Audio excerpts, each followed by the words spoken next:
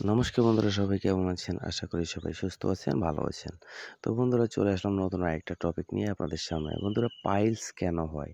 তো পাইলস হলে কি করবেন? বন্ধুরা দেখেন, পাইলস সাধারণত হয় আমাদের কোষ্ঠকাঠিন্য থেকে। তো প্রথমত আমাদের কি হয়? প্রথমত হয় আমাদের কোষ্ঠকাঠিন্য।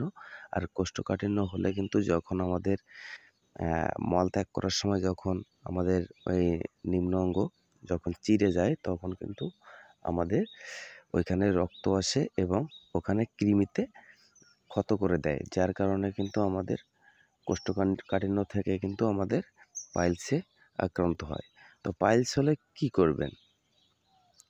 তো পাইলস হলে সাধারণত আপনাকে পায়খানাটা নরম করতে হবে। তো পায়খানাটা নরম করতে হলে কিন্তু আপনাকে প্রচুর পরিমাণ শাকসবজি খেতে হবে। আর তাতেও যদি কাজ না হয়, তো আমি একটা টেকনিক আপনাদেরকে বলছি। এই টেকনিকে যদি আপনি চলতে পারেন, তাহলে কিন্তু আপনার পায়খানা নরম হবে এবং আপনার কিন্তু কোষ্ঠকাঠিন্য এবং পাইলস থেকে আপনি নিস্তার পাবেন। তো বন্ধুরা দেখেন, আপনি রাতের বেলায় ছোলা মানে কাঁচা ছোলা ভিজিয়ে রাখবেন পানিতে এবং ওই পানিটা সহ সকালবেলায় কিন্তু আপনি ওই কাঁচা ছোলাগুলো খাবেন।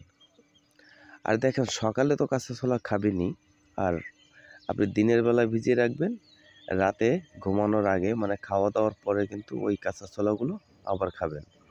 মানে আপনি ২ বেলা কাঁচা ছোলা খাবেন। খাইলে কিন্তু আপনার পায়খানা একেবারেই নরম হয়ে যাবে। তাতে করে কিন্তু আপনি পায়খানা যদি শক্ত হয় তাইলে কিন্তু সমস্যা, আর পায়খানা যদি নরম হয় তাইলে কিন্তু আপনার এই কোষ্ঠকাঠিন্য কিংবা পাইলস থেকে আপনি মুক্তি পাবেন। তো বন্ধুরা, ভিডিওটা ভালো লাগলে চ্যানেলটা সাবস্ক্রাইব করতে ভুলবেন না।